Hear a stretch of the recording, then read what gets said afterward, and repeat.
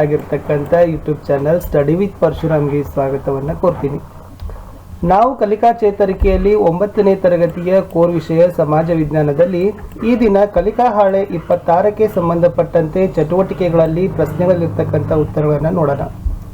ಈ ಮೊದಲಿನ ವಿಡಿಯೋಗಳನ್ನು ನೋಡದೇ ಇದ್ದರೆ ಈ ವಿಡಿಯೋದ ಡಿಸ್ಕ್ರಿಪ್ಷನ್ ಬಾಕ್ಸ್ನಲ್ಲಿ 9ನೇ ತರಗತಿ ಸಮಾಜ ವಿಜ್ಞಾನ ಕಲಿಕಾ ಹಾಳೆಗಳ ಉತ್ತರಗಳು ಅಂತ ಒಂದು ಪ್ಲೇಲಿಸ್ಟ್ ಲಿಂಕ್ ಇದೆ, ಅದನ್ನು ಒತ್ತಿ ನೋಡ್ಬೋದು. ತಾವು ಫಸ್ಟ್ ಆಗಿ ವಿಡಿಯೋವನ್ನು ನೋಡ್ತಾ ಇದ್ರೆ ದಯಮಾಡಿ ಚಾನಲನ್ನು ಸಬ್ಸ್ಕ್ರೈಬ್ ಮಾಡಿ, ಜೊತೆಗೆ ಬೆಲ್ ಐಕಾನನ್ನು ಒತ್ತಿ. ಇದರಿಂದ ಮುಂಬರ್ತಕ್ಕಂಥ ವಿಡಿಯೋಗಳ ನೋಟಿಫಿಕೇಶನ್ ತನಕ ಮೊದಲಿಗೆ ಸಿಗುತ್ತೆ. ವಿಡಿಯೋವನ್ನು ಲೈಕ್ ಮಾಡಿ, ನೀವು ಬಳಸ್ತಕ್ಕಂಥ ಸೋಷಿಯಲ್ ಮೀಡಿಯಾ ಪ್ಲಾಟ್ಫಾರ್ಮ್ಗಳಲ್ಲಿ ಇದರ ಲಿಂಕನ್ನು ಹಂಚಿಕೊಳ್ಳಿ ಅಂತ ಹೇಳ್ತಾ, ಈ ವಿಡಿಯೋದ ಕುರಿತು ಏನಾದರೂ ಅನಿಸಿಕೆಗಳಿದ್ದರೆ ತಾವುಗಳು ಕಮೆಂಟ್ನಲ್ಲಿ ತಮ್ಮ ಅನಿಸಿಕೆ ಸಂದೇಹಗಳನ್ನು ಸಹಿತ ಬರೆಯಲೂಬಹುದು. ಶುರು ಮಾಡೋಣ. 9ನೇ ತರಗತಿಯ ಸಮಾಜ ವಿಜ್ಞಾನ ಕೋರ್ ವಿಷಯದಲ್ಲಿ ಕಲಿಕಾ ಹಾಳೆ 26ಕ್ಕೆ ಸಂಬಂಧಪಟ್ಟಂತೆ ಉತ್ತರಗಳನ್ನು. 18ನೇ ಶತಮಾನದಲ್ಲಿ ಕ್ರಾಂತಿಯಿಂದ ಪ್ರಭಾವಿತ ರಾಷ್ಟ್ರಗಳು ಮತ್ತು ಅವುಗಳ ಸುತ್ತಲೂ ಇರತಕ್ಕಂಥ ಸಾಗರಗಳು ಅಂತಕ್ಕಂಥದ್ದು ಈ ಉಪಶೀರ್ಷಿಕೆ ಹೊಂದಿದೆ. ತಮಗೆ ಏನು ಕೊಟ್ಟಿದ್ದಾರಂದ್ರೆ, ಪ್ರಪಂಚದ ನಕ್ಷೆಯಲ್ಲಿ ಕೆಳಗೆ ಸೂಚಿಸಿರುವ ಪ್ರದೇಶಗಳನ್ನು ಗುರುತಿಸಿ ಅಂತ ಕೊಟ್ಟಿದ್ದಾರೆ. ಅವರು ಒಂದು ವರ್ಲ್ಡ್ ಮ್ಯಾಪ್ ಅನ್ನು ತಮ್ಗೆ ಏನು ಮಾಡಿದ್ದಾರೆ ಕೊಟ್ಟಿದ್ದಾರೆ. ಓಕೆ, ಇದು ವಿಶ್ವ ನಕ್ಷೆ ಇದೆ. ಇಲ್ಲಿ ಒಟ್ಟು ಒಂದು 6 ಸ್ಥಳಗಳನ್ನು ತಾವೇನು ಮಾಡಬೇಕು ನಕ್ಷೆಯಲ್ಲಿ ಗುರುತು ಮಾಡ್ಲಿಕ್ಕೆ ಹೇಳಿದ್ದಾರೆ. ಒಂದನೇದು ಅಮೆರಿಕಾ ಸಂಯುಕ್ತ ಸಂಸ್ಥಾನ, ಎರಡನೇದು ಬಂದ್ಬಿಟ್ಟು ಆಸ್ಟ್ರಿಯಾ, ಮೂರನೇದು ಇಟಲಿ, 4 ಜರ್ಮನಿ, 5 ಅಟ್ಲಾಂಟಿಕ್ ಮಹಾಸಾಗರ, 6 ಪೆಸಿಫಿಕ್ ಮಹಾಸಾಗರ.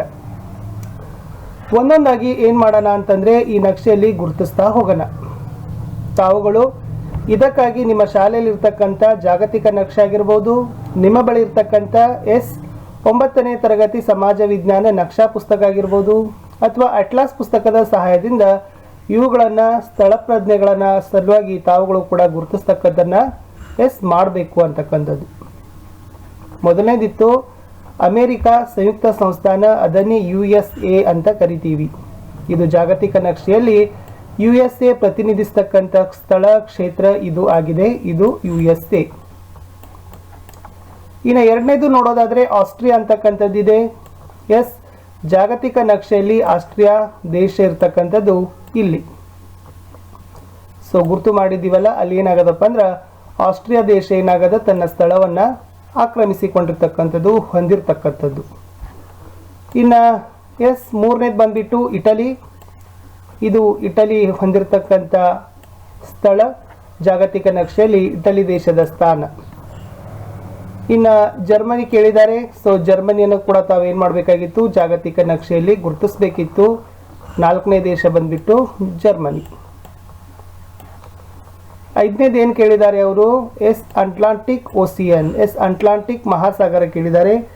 ಇದು ಬಂದ್ಬಿಟ್ಟು ಅಟ್ಲಾಂಟಿಕ್ ಮಹಾಸಾಗರ ಇದೆ. ಸೊ ಈ ಕಡೆನೇ ಏನು ಕೇಳಿದಾರಪ್ಪ ಅಂದರೆ ಪೆಸಿಫಿಕ್ ಮಹಾಸಾಗರ ಕೇಳಿದ್ದಾರೆ. ಸೊ ಇದು ಏನಪ್ಪ ಅಂದರೆ ಪೆಸಿಫಿಕ್ ಓಷಿಯನ್ ಅಂತಕ್ಕಂಥದ್ದು ಇದು ಇತ್ತು. ಇಷ್ಟು ಪ್ರಪಂಚದ ನಕ್ಷೆಯಲ್ಲಿ ಇರ್ತಕ್ಕಂಥ ಸ್ಥಳಗಳನ್ನು ತಾವೇನು ಮಾಡ್ಬೋದಾಗಿತ್ತು. ಒಂದೇ ನಕ್ಷೆಯಲ್ಲಿ ಎಲ್ಲವನ್ನು ಗುರುತಿಸ್ಬೋದು. ನಾನೇನು ಮಾಡಿದ್ದೀನಿ, ಒಂದೊಂದಕ್ಕೆ ಏನು ಮಾಡಿದ್ದೀನಿ, ಇಮೇಜ್ಗಳನ್ನು ಡೌನ್ಲೋಡ್ ಮಾಡಿಕೊಂಡು ಇಲ್ಲಿ ತಮ್ಮ ಮುಂದೆ ಇಟ್ಟಿದ್ದೀನಿ. ತಾವುಗಳು ಸಪ್ರೇಟ್ ಆಗಿಲೂ ಗುರುತಿಸ್ಬೋದು. ಒಂದೇ ನಕ್ಷೆಯಲ್ಲಿ 6 ಸ್ಥಳಗಳನ್ನು ಸಹಿತ ಗುರುತಿಸ್ತಕ್ಕಂಥ ಪ್ರಜ್ಞೆಯನ್ನು ಹೊಂದಬಹುದು. ಹೋಗೋಣ ಮುಂದಿನ ಪ್ರಶ್ನೆ 2ಕ್ಕೆ. ಅಂದಿನ ಚಿಂತನೆಗಳು ಭಾರತಕ್ಕೆ ಹೇಗೆಲ್ಲ ಸಹಕಾರಿಯಾದವು ಎಂಬುದನ್ನು ಸ್ವಂತ ಆಲೋಚಿಸಿ ನಿಮ್ಮ ಶಿಕ್ಷಕರಿಗೆ ಹೇಳಿ ಅಂತ ಕೊಟ್ಟಿದ್ದಾರೆ. ಅಂದಿನ ಚಿಂತನೆಗಳು ಅಂತಂದರೆ 18ನೇ ಶತಮಾನ ಅಂತ ತಾವೇನು ಮಾಡಬೇಕು ನೆನಪಿನಲ್ಲಿ ಇಟ್ಕೊಳ್ಬೇಕು. ಅಂದರೆ 18ನೇ ಶತಮಾನದಲ್ಲಿ ಚಿಂತನೆಗಳು ಏನಿದ್ವಲ್ಲ ಅದು ಭಾರತಕ್ಕೆ ಹೇಗೆ ಸಹಕಾರಿಯಾದವು ಅಂತ ಕೇಳಿದ್ದಾರೆ. ಅವು ಭಾರತಕ್ಕೆ ಹೇಗೆ ಉಪಯೋಗವಾದವು. ಮೊದಲೇ ನೋಡೋದಾದರೆ 18ನೇ ಶತಮಾನದಲ್ಲಿರ್ತಕ್ಕಂಥ ಚಿಂತನೆಗಳಿಂದ ವ್ಯಕ್ತಿಗಳ ಜೀವನದ ಬೌದ್ಧಿಕ ಮಟ್ಟ ಹೆಚ್ಚಾಯಿತು. ಸೊ ವ್ಯಕ್ತಿಗಳು ಏನಾದ್ರು ಬುದ್ಧಿಶಕ್ತಿಯನ್ನು ಅವ್ರು ಏನು ಮಾಡ್ಕೊಂಡ್ರು, ಹೆಚ್ಚು ಮಾಡಕೊಟ್ರು. ಎರಡನೇದು ಸಮಾಜದ ತತ್ವಗಳು ಹಾಸುಹೊಕ್ಕಾಗಿ ಬೆಳೆಯತೊಡಗಿದವು. ಹಾಗಾದರೆ ಸಮಾಜದ ತತ್ವಗಳು ಅಂದರೆ ಏನು? ಸೊ ಶಾಂತಿ, ಸಹಕಾರ, ಹೊಂದಾಣಿಕೆ, ಸಹಬಾಳ್ವೆ, ಬಂಧುತ್ವ, ಇವೆಲ್ಲ ಏನಪ್ಪ ಅಂತಂದರೆ ಸಮಾಜಶಾಸ್ತ್ರದ ತತ್ವಗಳು ಅಂತ ಕರಿತೀವಿ. ಮನುಷ್ಯ ಸಮಾಜ ಜೀವಿಯಾಗಿ ಬೆಳಿಬೇಕಾದ್ರೆ ಯಾವೆಲ್ಲ ತತ್ವಗಳು ಅವಶ್ಯಕವೋ ಅವೆಲ್ಲ ಸಮಾಜಶಾಸ್ತ್ರದ ತತ್ವಗಳು, ಸಮಾಜದ ತತ್ವಗಳು. ಅವೆಲ್ಲ ತತ್ವಗಳು ಮನುಷ್ಯನ ಜೀವನದಲ್ಲಿ ಹಾಸುಹೊಕ್ಕಾಗಿ ಅಂತಂದ್ರೆ ಸೊ ಆಸ್ ಇಟ್ ಈಸ್ ಆಗಿರ್ತಕ್ಕಂಥ ಎಲ್ಲ ಕಾಮನ್ ಆಗಿ ಏನಾಗ್ತದೆ, ಸಾರ್ವತ್ರಿಕವಾಗಿ ಎಲ್ಲರಲ್ಲಿ ಕೂಡ ಆ ಗುಣಗಳನ್ನು ನಾವುಗಳು ಕಾಣ್ತೀವಿ. ಮೂರನೇದು ವಿಮರ್ಶಾತ್ಮಕ ಶಕ್ತಿ ಬೆಳೆಯಿತು. ಸೊ ಇದು ಕೂಡ 18ನೇ ಶತಮಾನದ ಚಿಂತನೆಗಳ ಪರಿಣಾಮ. ವ್ಯಕ್ತಿಗಳು ಯಾವುದಾದರೂ ಒಂದು ವಿಷಯವನ್ನ ಅವರ ಅರಿವಿಗೆ ಬಂದಾಗ ಅದನ್ನ ವಿಮರ್ಶಾತ್ಮಕವಾಗಿ ಅವ್ರು ಏನ್ ಮಾಡಕತ್ರಪ್ಪ ಅಂದ್ರೆ ತಿಳ್ಕೊಳಕತ್ರು. ವ್ಯಕ್ತಿಯ ವ್ಯಕ್ತಿತ್ವ ಮತ್ತು ಜೀವನಕ್ಕೆ ಪ್ರಾಧಾನ್ಯತೆ ಲಭಿಸಿತು. ಎಸ್, ಜೀವನದಲ್ಲಿ ಏನಪ್ಪ ಅಂದ್ರೆ ವ್ಯಕ್ತಿಗಳು ಸಹಿತ ಅವರ ವ್ಯಕ್ತಿತ್ವ ಪರ್ಸನಾಲಿಟಿ ಚೇಂಜ್ ಮಾಡ್ಕೊಂಡ್ರು. ಅವರ ಜೀವನ ಅಂತಂದ್ರೆ ಅವರ ಜೀವನ ಶೈಲಿ ಲೈಫ್ ಸ್ಟೈಲ್ ಸಹಿತ ಏನಾಯ್ತಪ್ಪ ಅಂತಂದ್ರೆ ಒಂದಿಷ್ಟು ಪ್ರಿಫರೆನ್ಸ್ ಸಿಕ್ಕಿತು, ಪ್ರಾಧಾನ್ಯತೆ ಸಿಕ್ಕಿತು. ವ್ಯಕ್ತಿತ್ವ ಮತ್ತು ಜೀವನದ ಶೈಲಿಗಳು ಸಹಿತ ಏನಾಯ್ತಪ್ಪ ಅಂದ್ರೆ 18ನೇ ಶತಮಾನದ ಚಿಂತನೆಗಳ ಪರಿಣಾಮವಾಗಿ ಅವುಗಳು ಕೂಡ ಬದಲಾವಣೆಯ ದಾರಿಗೆ ಬಂದವು. ಮುಂದೆ ಹೇಳ್ತಾರೆ ಸಾಹಿತ್ಯದ ಅಧ್ಯಯನ ಹೆಚ್ಚಾಯಿತು. ಇದು ಕೂಡ ಬಹಳ ಇಂಪಾರ್ಟೆಂಟ್ ಆಗಿರತಕ್ಕಂಥದ್ದು ಮತ್ತು 5ನೇ ಅಂಶ. ಈ 18ನೇ ಶತಮಾನದ ಚಿಂತನೆಗಳಿಂದ ಏನಾಯ್ತಪ್ಪ ಅಂದ್ರೆ ಜನ ಏನ್ ಮಾಡಕತ್ರು, ಸಾಹಿತ್ಯವನ್ನ ಅಧ್ಯಯನವನ್ನ ಮಾಡಕತ್ರು. ವಿಮರ್ಶಾತ್ಮಕ ವೃದ್ಧಿ ಬೆಳೀತು.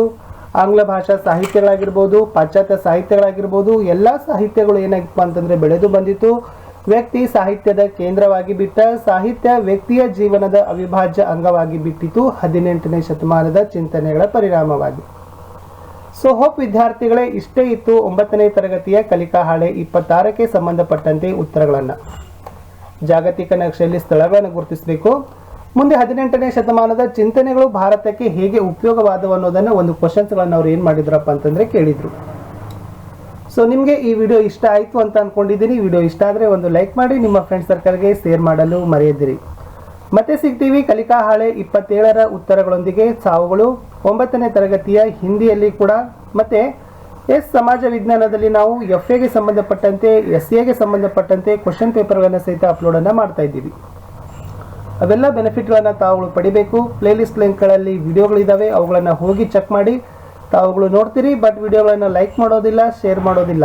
ಸೊ ಅದಕ್ಕಾಗಿ ನಾವು ನಿಮ್ಗೆ ಹೇಳೋದೇನಪ್ಪ ಅಂತಂದರೆ ವಿಡಿಯೋಗಳನ್ನು ಹೆಚ್ಚು ಲೈಕ್ ಮಾಡಿ, ಹೆಚ್ಚು ಜನರಿಗೆ ಶೇರ್ ಮಾಡಿ. ಹೊಸಬರಾಗಿದೆ ಸಬ್ಸ್ಕ್ರೈಬ್. ಜೊತೆಗೆ ನಮ್ಮದೊಂದು ಟೆಲಿಗ್ರಾಮ್ ಗ್ರೂಪ್ ಇದೆ, ಅದಕ್ಕೂ ಕೂಡ ನೀವುಗಳು ಬಂದು ಜಾಯ್ನ್ ಆಗಬೇಕು.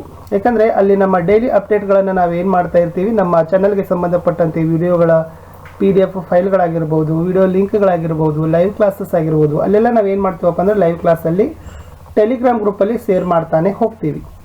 ಸೊ ಅದಕ್ಕಾಗಿ ನಾವು ನಿಮ್ಗೆ ಹೇಳೋದು ಟೆಲಿಗ್ರಾಮ್ ಗ್ರೂಪ್ಗೆ ಬಂದು ಜಾಯ್ನ್ ಆಗಿ ಅಂತ ಹೇಳ್ತಾ